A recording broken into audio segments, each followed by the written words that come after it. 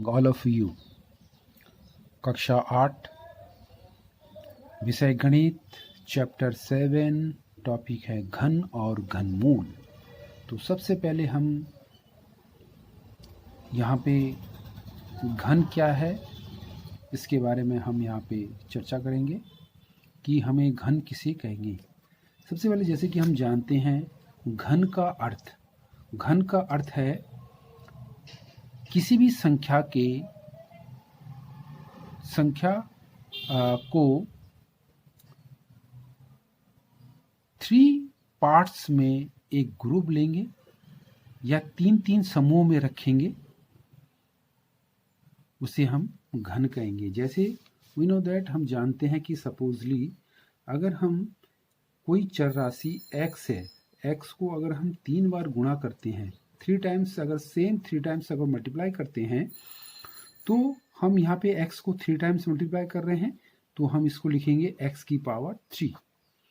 तो ये x का घन कहलाएगा, ये x का घन कहलाएगा। यानी कि किसी संख्या को अगर 3 टाइम्स हम मल्टीप्लाई करते हैं, 3 टाइम्स मल्टीप्लाई करते हैं तो उसे हम जब पावर के रूप में लिखते हैं तो उसे हम घन कहेंगे। वी नो दैट जैसे कि अगर 125 है, 125 का अगर अभाज्य गुणनखंड करते हैं तो 5 इंटू 5 इसको हम 5 की पावर 3 लिखेंगे। तो 125 को अगर घन के रूप में ऐसा लिखा जाएगा। यानी कि किसी संख्या को 3 टाइम्स के रूप में एक समूह के रूप में जब हम लिखेंगे तो हम उसे घन कहेंगे। और इसे और क्लियर समझने के लिए हम यहाँ पे कुछ प्रश्न लिखते हैं, कुछ प्रश्नों को लेते हैं। जैसे हमारे पास यहाँ पे पहला प्रश्न है कि निम्न में से कौन सी संख्याएं पूर्ण घन नहीं है, 3 के समूह में नहीं आ रहे हैं। तो जैसे कि हमने पहले बताया था, घन का मतलब होता है कि किसी संख्या को 3 के रूप में लिख के एक समूह बनाना, उसे हम जो है घन कहेंगे। तो आइए सबसे पहले हम यहाँ पे चेक करते हैं 216 का। तो जैसे सबसे पहले हम यहाँ पे हल करते हैं 216। तो 216 को घन है कि नहीं, सबसे पहले हम इसका अभाज्य गुणनखंड करेंगे। जैसे इसी प्रकार से 216 में हम जो है भाग देंगे बारी बारी करके। सबसे पहले हमने भाग दिया 2 से, तो ये हो जाएगा 2 एकम 2 और बचा 1 में भाग नहीं जाएगा। फिर 16 लेंगे, पूरा एक जोड़ा लेना पड़ेगा तो यहाँ 0 रखना पड़ेगा और 2 8 16। फिर इसी प्रकार 2 से भाग देंगे तो ये हो जाएगा फिर 54, 2 पंचे 10, 2 चौको 8। फिर हम 2 से भाग देंगे यहाँ पे तो 2 दूना 4, 2 सते 14। फिर हम 3 से भाग देंगे, 3 9 जा 27। फिर 3 का भाग देंगे, 3 3 जा 9, 3 3 जा 9 हो गया। फिर हम जो है 3 का भाग देंगे, 3 1 जा 3। तो हम यहाँ पे देख रहे हैं कि अभाज्य गुणनखंड हम देख रहे हैं कि 2 जो है 3 बार आया है, 3 भी 3 बार आया है। तो हम इसको इस प्रकार से लिख सकते हैं अभाज्य गुणनखंड के रूप में कि 216 इक्वल टू 2 इंटू 2। फिर अभाज्य गुणनखंड किया था जैसे हमने यहाँ पे कर रखा है, 3 भी 3 बार आ रहा है, 3 इंटू 3। तो यहाँ पे 2 3 बार आ रहा है। संख्या 2 जो है संख्या 2 का समूह बन रहा है। संख्या 2 जो है 3 बार एक समूह में बन रहा है, 3 भी 3 बार एक समूह में बन रहा है। जब इस प्रकार से समूह में बन रहा है तो इससे हम कह सकते हैं कि 216 3 समूह में आ रहा है। 216 3 समूह में आ रहा है। 216 जो हो रहा है वो 3 यानी कि संख्या 2 3 बार आ रहा है, संख्या 3 भी 3 बार आ रहा है। तो 3 समूह में आ रहा है। तो ये है। अगर हम इसी प्रकार अगर हम बात करते हैं, अगला क्वेश्चन देखते हैं कि इनमें 3 समूह में कौन सा नहीं है। जैसे कि हम यहाँ पे लेके चलते हैं 128 को अगर लेके चलते हैं, सपोजली हम 128 का अगर अभाज्य गुणनखंड करते हैं, 2 से भाग देंगे तो 2 छक्का 12, 2 चौको 8। फिर 2 से भाग देंगे, 2 3 6, 2 दूना 4। फिर 2 से भाग देंगे 2 एकम 2, 2 छक्का 12, फिर 2 से भाग देंगे, 2 अठे 16, फिर 2 से भाग देंगे, 2 चक्को 8, फिर 2 से भाग देंगे, 2 दूना 4, फिर 2 से भाग देंगे, 2 एकम 2। तो अब हम इसको अभाज्य गुणनखंड के रूप में लिखेंगे 128 बराबर, यहाँ पे देखिए 2 कितने बार आ रहा है, 1 2 3 4 5 6 7 बार आ रहा है। तो ये आएगा 2 multiply 2 multiply 2 multiply 2 multiply 2 multiply 2 multiply 2, 1 2 3 4 5 6 7 बार। अब हमने 128 का अभाज्य खंड किया, यानी कि 7 बार 7 टाइम्स हमने इसको मल्टीप्लाई किया। तो देखिए यहाँ पे 3 3 का समूह बन रहा है, 2 का 3 समूह ये बन गया, फिर 2 का ये 3 समूह यहाँ तक बन रहा है।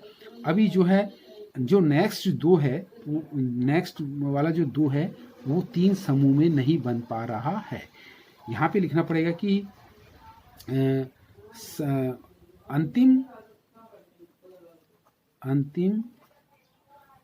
स्थिति में 2 का 3 समूह नहीं बन पा रहा है, समूह नहीं बन पा रहा है। यहाँ पे समूह जो है अंतिम स्थिति में 2 का, जैसे पहले वाले स्थिति में 2 का समूह बन जा रहा है, दूसरे वाली स्थिति में 2 का 3 3 के रूप में समूह बन जा रहा है, परंतु अंतिम स्थिति में 2 का समूह नहीं बन पा रहा है।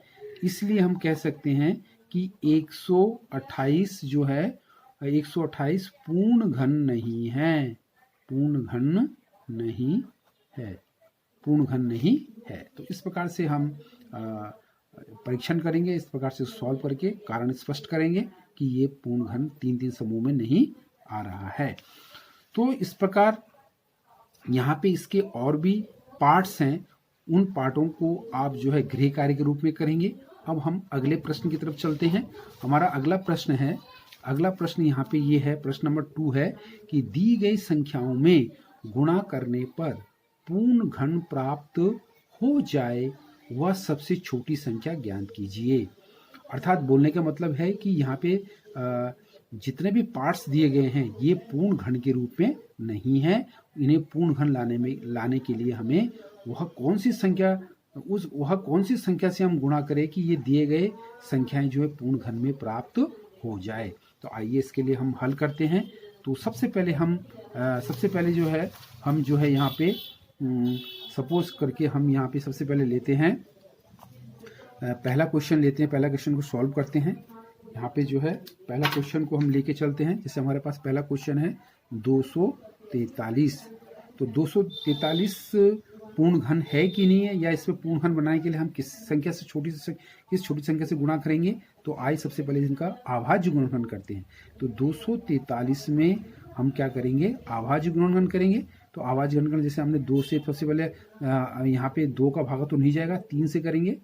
तो 3 अठे 24 और 3 एकम 3, फिर 3 से भाग देंगे तो 3 दूनी 6, 2 बचा और 21, 3 सत्ते 21, फिर 3 से भाग देंगे यहाँ पे 3 9 3 27, फिर 3 का भाग देंगे यहाँ पे 3 3 9, फिर 3 से भाग देंगे हम 3 एकम 3 हो गया। ये पूरा चला गया। तो अब 243 का जो हमने यहाँ पे अभाज्य गुणनखंड किया है वो कौन कौन सी संख्या है, तो लिखेंगे आप 243 बराबर अभाज्य गुणनखंड देखिए 1 2 3 4 5, यानी कि 3 टाइम्स हमने इसका खंड करेंगे। अभाज्य खंड इसका 3 टाइम्स हो रहा है, 5 टाइम्स हो रहा है। 3 मल्टीप्लाई 3 मल्टीप्लाई 3 मल्टीप्लाई 3 मल्टीप्लाई 3, ये हो जाएगा 1 2 3 4 एंड 5। तो यहाँ पे देखेंगे कि पहली स्थिति में 3 का समूह बन जा रहा है।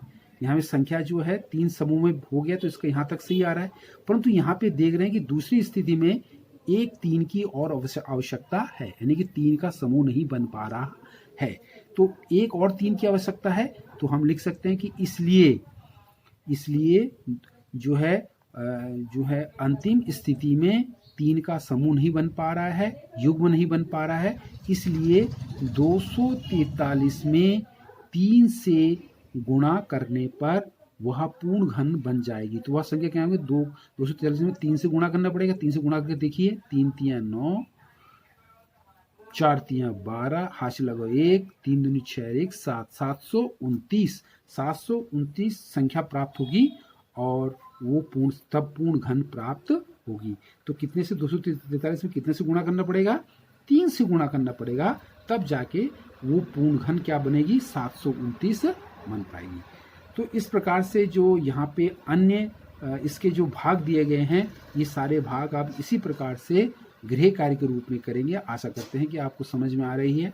फिर हम जो है अब नेक्स्ट अगले सवाल की तरफ चलते हैं। हमारे पास अगला सवाल है कि वह सबसे छोटी संख्या ज्ञात कीजिए। वह सबसे छोटी संख्या ज्ञात कीजिए जिसे निम्न संख्याओं को भाग देने पर भागफल एक पूर्ण घन प्राप्त हो जाएगा। यानी कि हमें ये दिए गए संख्याएं पूर्ण घन में नहीं है। पूर्ण घन में प्राप्त करने के लिए हमें किस संख्या से भाग देना पड़ेगा?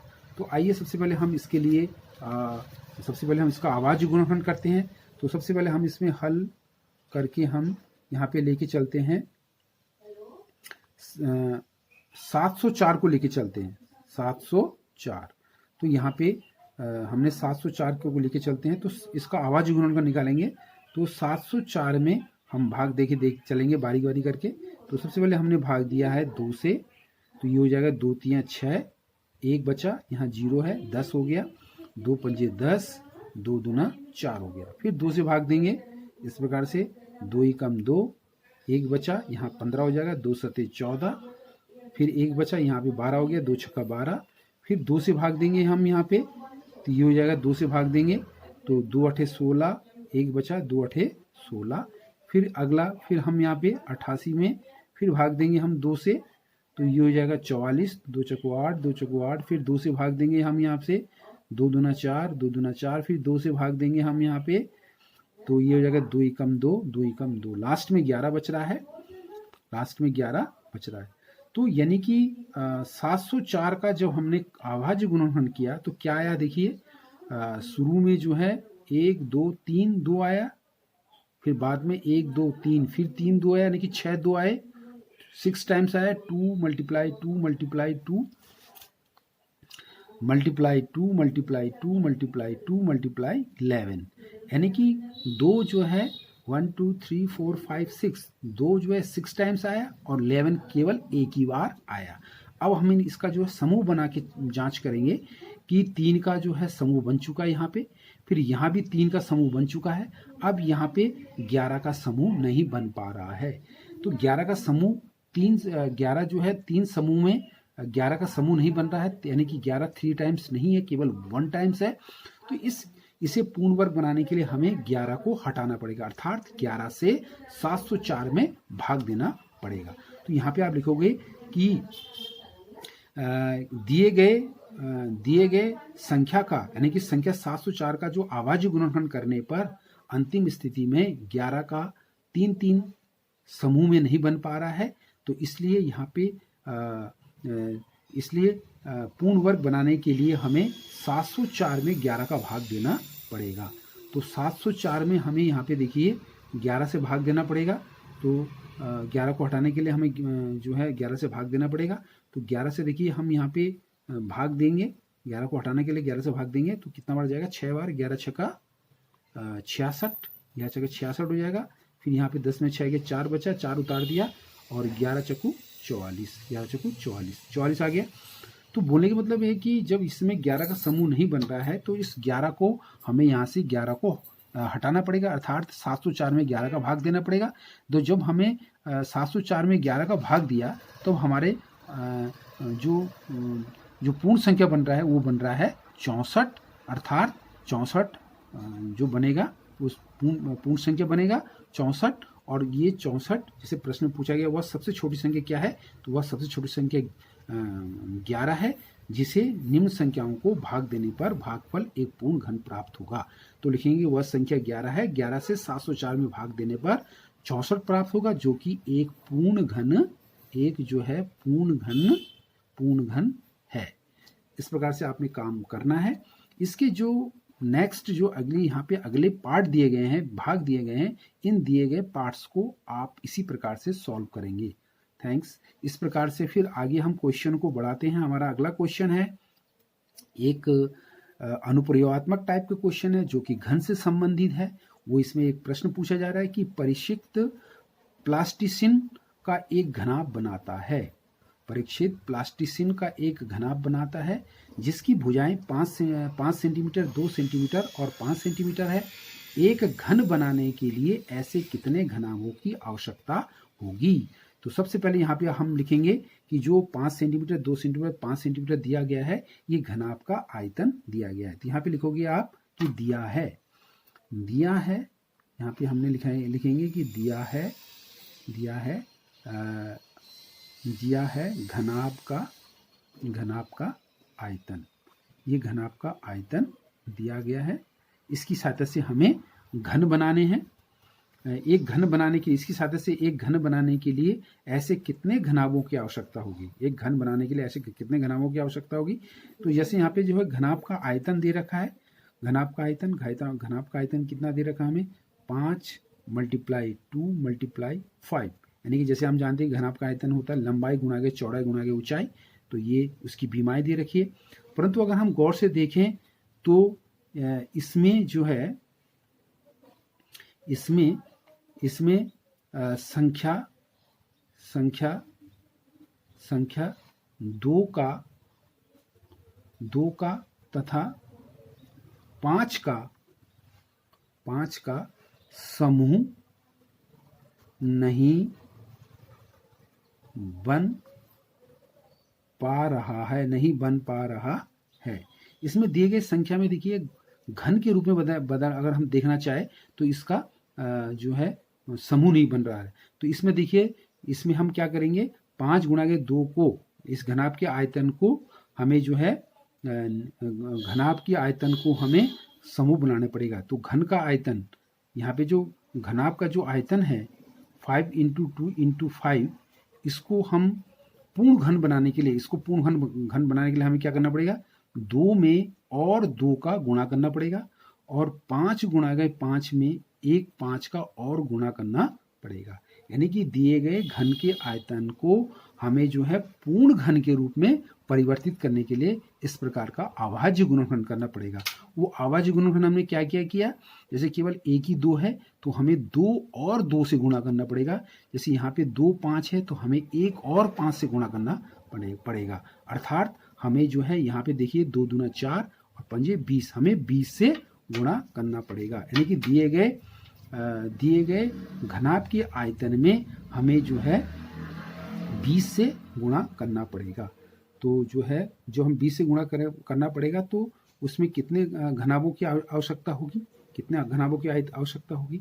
तो जैसे हमने उसमें देखिए, इसमें 2 दूना 4 और 1 5, तो यहाँ पे 2 दूना 4 4 5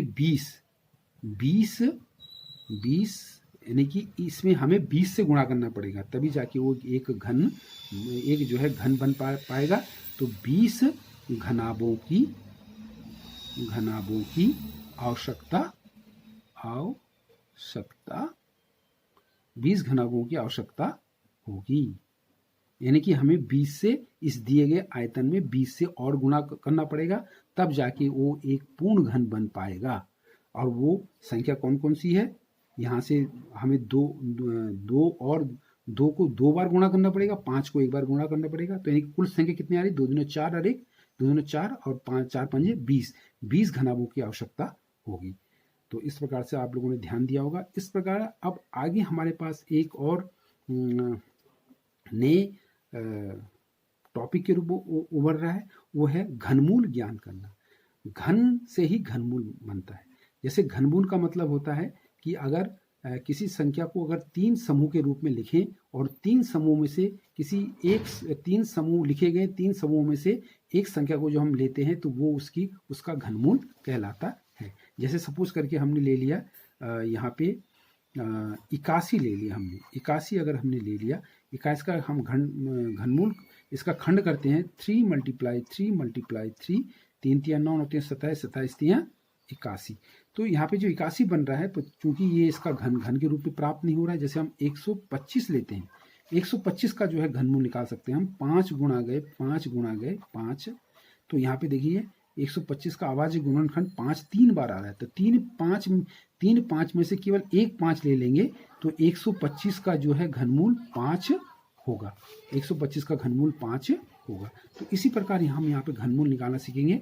यहाँ पे देखिए अभाज्य गुणनखंड विधि द्वारा निम्नलिखित में से प्रत्येक संख्या का घनमूल ज्ञात कीजिए। यहाँ पे इतने सारे प्रश्न दिए गए हैं, 64, 512, 10,648, 27,000, 15,625, 13,821, 11,592, 46,656, 17,000, 1,75,616 और 91,125। ये अलग अलग प्रकार की संख्या दी गई है और इन संख्याओं का हमें अभाज्य गुणनखंड विधि द्वारा घनमूल ज्ञात करना है।